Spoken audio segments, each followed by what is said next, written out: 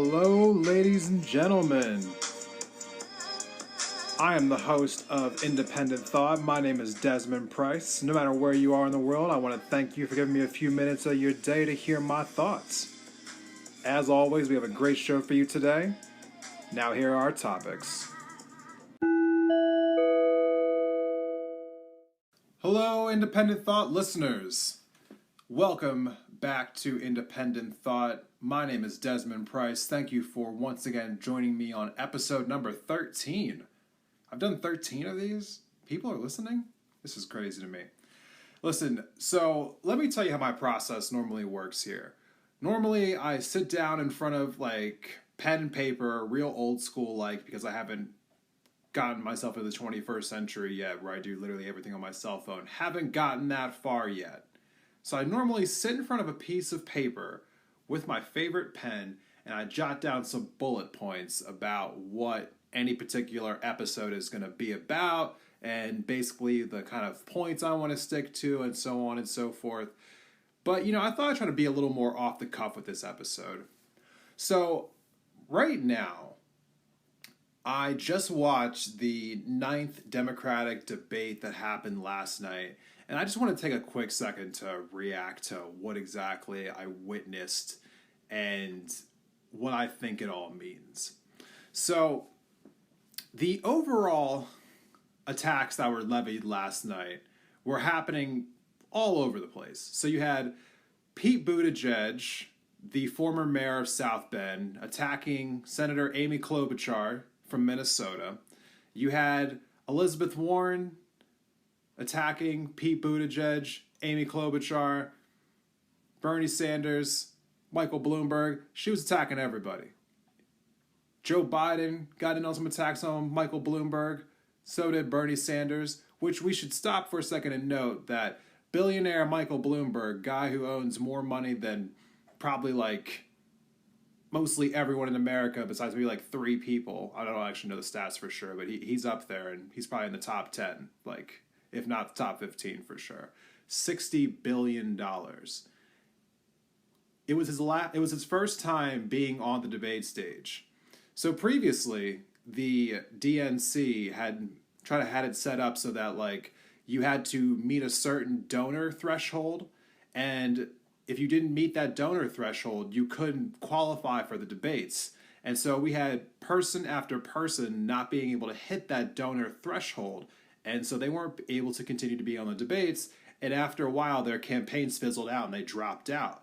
Well, after a billionaire entered the race, they all of a sudden decided, you know what, we're going to change those rules around and make sure that that this guy can get on the stage without having to meet any poll or any donor threshold. So they just waived that qualification that they had for everyone else, and now it was just gone because this guy Michael Bloomberg was in the race. So he gets on the stage last night, and he gets attacked, rightfully, as he should, for his policies on stop and frisk, which I gave you my thoughts on that in a previous episode titled Michael Bloomberg, so if you're interested on that, please go back and listen to that episode. He also got attacked by Elizabeth Warren for apparently several non-disclosure agreements he has with women who worked for his company, which I did not know about, but I thought that was hilarious that Elizabeth Warren put him on blast like that in front of the entire country. However, what really upset me in this debate, I think, was the attacks that were levied on Bernie Sanders. Now, I realize after a while of doing these episodes that a lot of the defending that I do is of Bernie. And let me just tell you why I do that, because I'm sure by now it's obvious that I like him as a candidate. But let me tell you why I defend him as much as I do. Bernie is not a perfect candidate. And I don't believe for a second that everything that he stands for is the correct thing to do. I don't believe that. I also do not believe that everything he wants to get done will get done. I also do not believe that he's the most likable human being in the world. I don't believe that. But what I do believe is I believe that for my entire life, I have been disinterested with politics because it was painfully obvious to anybody who was willing to pay attention that both Democrats and Republicans were corrupt and that they did not legitimately care about helping people other than the rich. And it made sense why voter turnout is so low in this country. It makes sense why no matter who's in power, the problems stay the same. It made sense that people kept getting richer at the top, but people who were poor weren't seeing any significant improvement in their lives. And it makes sense why people didn't want to talk about politics, because nothing ever changed no matter how invested we got in the process. Now, with all that being said, I feel like for the first time in my life, there is a candidate running for president who may not be perfect, but they legitimately want to help people. Not rich people, but all people. This guy and his policies are being demonized left, right, sideways, diagonally, through the fourth dimension, through the mirror dimension. It's ridiculous. Now, the attacks that are sent against him from the media, you can see them when you watch a debate, when you're in a town hall, so on and so forth. What do they attack Bernie for? They attack him for one, for being too bold. They say his plans are too bold. They'll never get passed. Can we translate that for a second?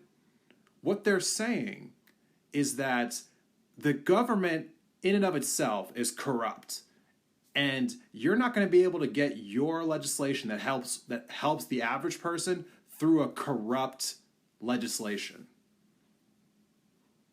Okay, that's really what all that breaks down to.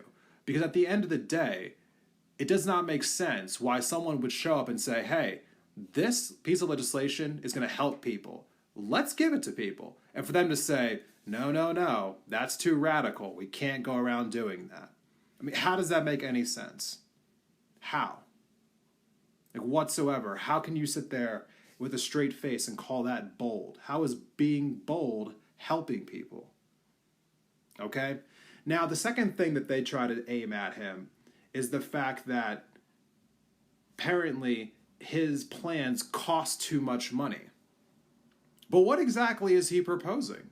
Bernie proposes universal health care, free college for all. Those are his two main staples. Those are the two things he talks about all the time. He talks about canceling student debt and giving Medicare for all, which is just a universal health care for everyone in America. Why is it that when a man shows up and he wants to give health care and education to people, there's no way to pay for it? But when a Republican or a Democrat wants to go to war with Iran, which already allocates over 50% of our budget goes to the Department of Defense, we don't even blink an eye.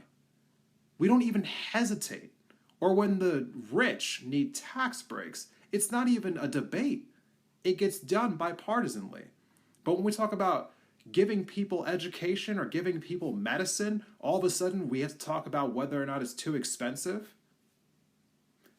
It'd be one thing if every single piece of legislation was vetted across the board, where people actually took the time to say, can we afford this? Can we afford this? Can we afford this? But no, they cherry pick it. They say certain things get steamrolled right through, and other things are like, hold on now.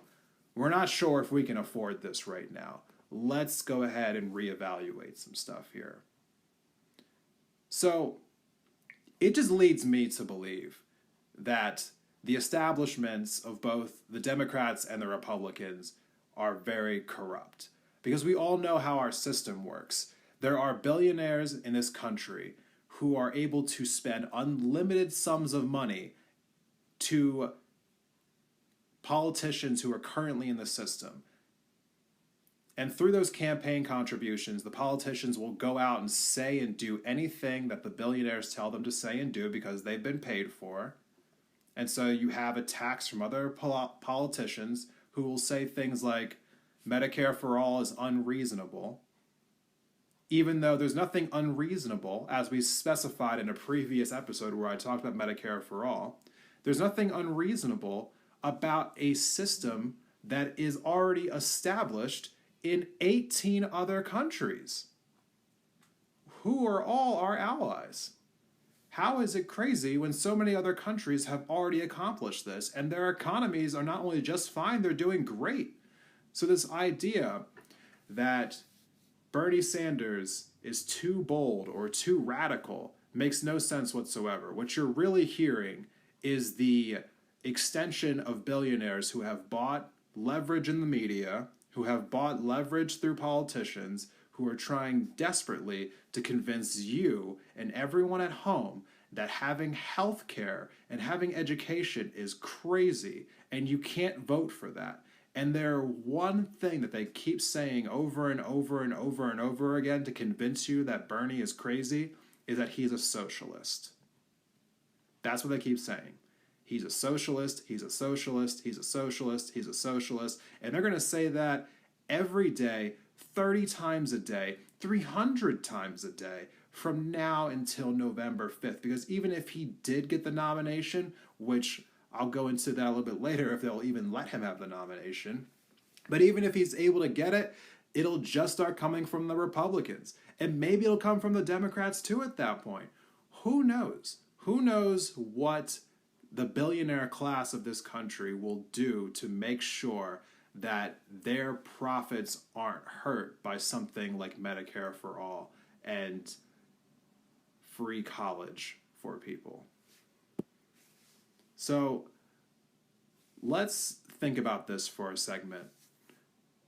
I'm going to take a quick break, but when I come back, I'm going to tell you what I think the solution to this problem is, and I'm going to tell you my feelings on what I think the best thing that everyone can do moving forward is in regards to this ongoing issue, which is basically the media trying to convince you that socialism sucks.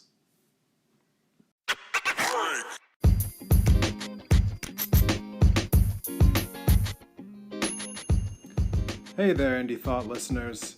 Just want to tell you today about one of our sponsors, and that sponsor is Anchor, the program that I'm using right now to create a podcast. Now, we searched all over for different ways to make podcasts, and we decided on Anchor. There's lots of great things to know about them if you ever want to decide that you want to do a podcast. And why shouldn't you? Get your voice out there, make your voice heard. I'm sure that everyone feels a little intimidated at first when they think about, should I start a podcast? But basically, it's just a conversation that you're having just recorded. Nothing intimidating about it. And Anchor's the best place to start. It's easy, it's free. There are certain tools that allow you to record and edit your podcast right from your phone or your computer or your tablet. I'm on a tablet right now. And Anchor will distribute your podcast to all the best places, including Spotify, Apple Podcasts, Stitcher, Overcast, a whole lot of them. You can make money from your podcast too, with no minimum listenership. It's everything you need in a one-stop shop. Definitely check out Anchor. Download the free Anchor app or go to anchor.fm to get started. Again, the app is free. You can download it to any phone or go to their website, anchor.fm.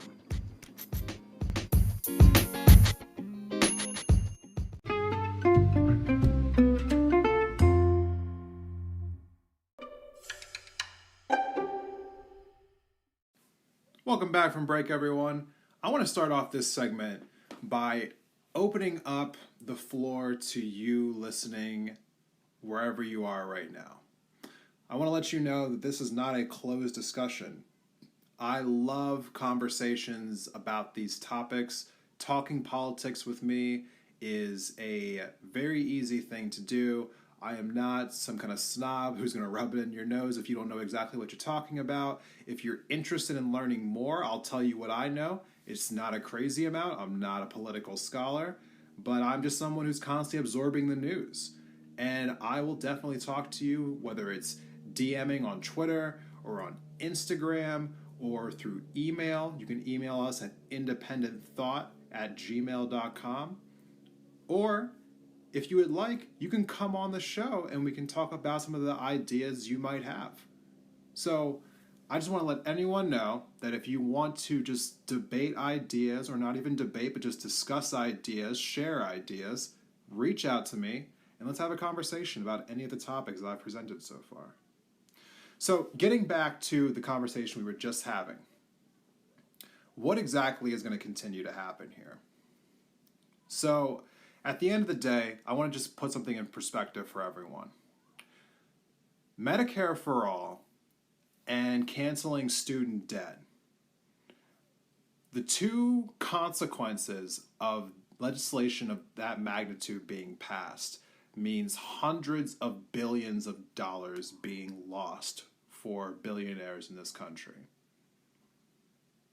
Now, not only billionaires, but large corporations who employ numerous amounts of multimillionaires in this country. So there's a lot of very rich people that have a lot of money at stake if these things were to get passed. Their entire way of life, as far as Medicare for all is concerned, would go away. The private medical insurance companies would literally cease to exist. They're not going to go down without a fight. I mean, think about it from their perspective. They combined made enough money in just last year to have more money between their companies than several nations make around the world. There are probably over 100 countries in the world who their entire gross product was less than these health insurance companies. They make hundreds of billions of dollars a year. That is no small feat, okay? So the idea that they're not going to literally do everything they realistically and legally can in order to slander Bernie Sanders, in order to slander Elizabeth Warren, to attack anyone who wants to propose this legislation is on the table. They will stop at nothing.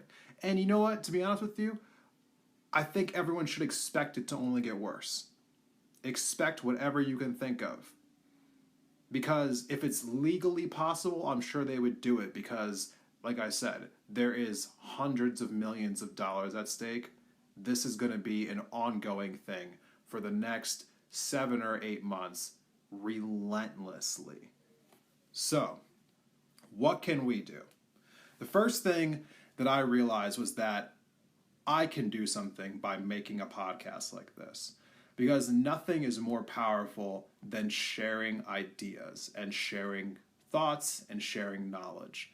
So for my end, I wanted to reach out to as many people as I could and just share my opinions on this because I feel like the more people who are educated about this issue, the more people can be aware when it comes to voting.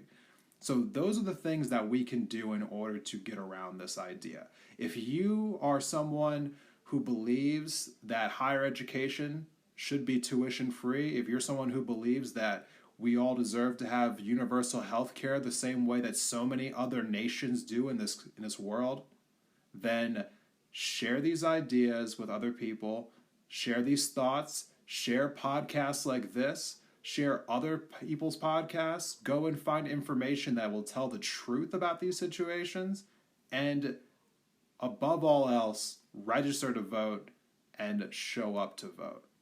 Because at the end of the day, if they get overwhelmed at the ballot, there's just nothing that they can really do at the end of the day. As little amount of power as we, the people, might have individually, the one thing that we have in mass is our collective power to change the system if we organize the correct way. Never forget that. It's the one thing that they're scared of more than anything because it means less money for them. When everyone were to wake up one day and realize how much they're actually scamming the country and we realize that we actually can change it.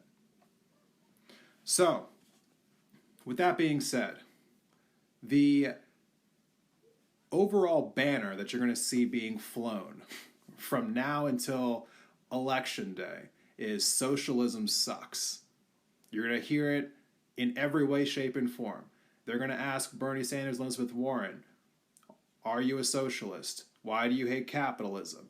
Why are you a socialist? Why are you a socialist? Can socialism win? Are you afraid that that socialism will be the reason that Donald Trump gets reelected? And they'll tie this fear-mongering of socialism to Donald Trump being reelected in hopes to scare enough people into thinking, oh, I can't elect a socialist. A socialist can't beat Donald Trump. But if enough people talk about what exactly it is that Bernie's proposing, they won't be able to get away with the fear-mongering tactics that they have, which is basically just to keep calling him names versus explaining the substance of the policies, because it's the substance of the policies that matter. Okay, this idea that socialism is going to creep into America is a farce. Socialism already exists in America. Social Security is socialism. Medicare is socialism. Your police are socialism. Road construction is socialism. Your mail is socialism. Okay, the list goes on and on and on. Anything that is a service that is provided to us that is done through taxpayer dollars is socialism. It already exists. We give subsidies to oil and gas companies. That is socialism. Okay? So at the end of the day, what is really happening is the media and other politicians are like, hey, we don't like socialism that helps out poor people and people in the middle class. We don't like that socialism, okay? We only like socialism that helps us go to war and that helps us give tax breaks to millionaires. If you're not hanging out with that kind of socialism, then you're not cool with us, and we're going to attack you until you can't stand it anymore. That's what they really mean when they say they don't want socialism. Because socialism's already here, people. We have a mixture of capitalistic and socialistic tendencies in our economy, and we've had them for a long time. There's nothing new that Bernie Sanders is bringing to this country that isn't already here. He's just trying to implement a different form of using our tax dollars into a way that actually helps people versus just helping other people get more rich. Who can't get behind that? And the obvious answer to that question is, obviously everyone can get behind that, which is something that other politicians and the media know very well, which is why they refuse to talk about the substance of these policies. That's why they just keep throwing out the label of socialist, socialist, socialist. And another thing they like to do, which I referenced in my Medicare for All episode, is just keep hammering away the idea that Bernie's plan for Medicare for All is just going to throw people off their health insurance. They're going to throw people off their health insurance, and they're hoping that if they keep saying that Bernie's plan is going to throw people off their health insurance, then instead of explaining it in full context, it'll get you afraid enough to believe that Bernie's plan is going to take away your health insurance. Because they believe they frame it that way over and over and over again, that you'll get afraid that you're not going to have health insurance at all. But they refuse to finish the sentence where they say that he's going to take away your private plan and replace it. He's going to replace it. At no time are you never going to not have coverage. You're going to have replaced health insurance, which is better. Which he has come out and said several times, that Bernie would never take away your health insurance and not give you something better. If it wasn't better, then it wouldn't be implemented. It's crazy to me. It honestly is. But at the same time, I understand it because like we said in the last segment, they have so much money on the line that they can't afford to not attack him relentlessly. And they're going to do every single mind trick in the book in order to scare people into thinking that, hey, I can't vote for a socialist. I just can't do it. I don't know why. I just can't do it. And they're just hoping that that fear will take over. But I got to tell you guys something before I cut off this episode, is that it is through their imagined fear that they are hoping to put somebody like Michael Bloomberg on the top of the ticket so that they can essentially no longer have to have billionaires pay politicians, but the billionaires can just be the politicians. Okay? Let's not put somebody at the top of the ticket who's just as abhorrent as Donald Trump because he claims that he can beat Donald Trump. And the only reason this guy is in the race is because billionaires are upset and afraid that their billions might be somewhat compromised, which is just absolutely insane to me. These people have so much money that they couldn't spend it in their entire lifetimes or their children's lifetimes or their grandchildren's lifetimes. And the fact that someone's asking them to give some of it away so that the rest of the country can have enough to just survive with dignity. And their response to that is, no chance in hell. Socialism sucks. I'm done with these people. I'll tell you what, everyone. Please go out and vote.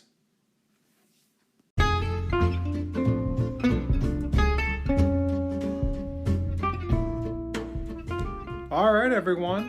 That is our show for today. I want to thank you all for checking out Indie Thought.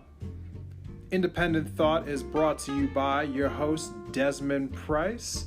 You can follow us on Twitter at Independent Thought or at Indie, I-N-D-E, Thought. So, again, thank you all for coming and hanging out with me. For those of you who found me on iTunes or on Spotify, please go ahead and subscribe to us. Give us a 5-star rating. If you give us a 4-star rating, I'm inclined to think you're a hater. So don't hate. Thank you so much, and I hope to see you all next time.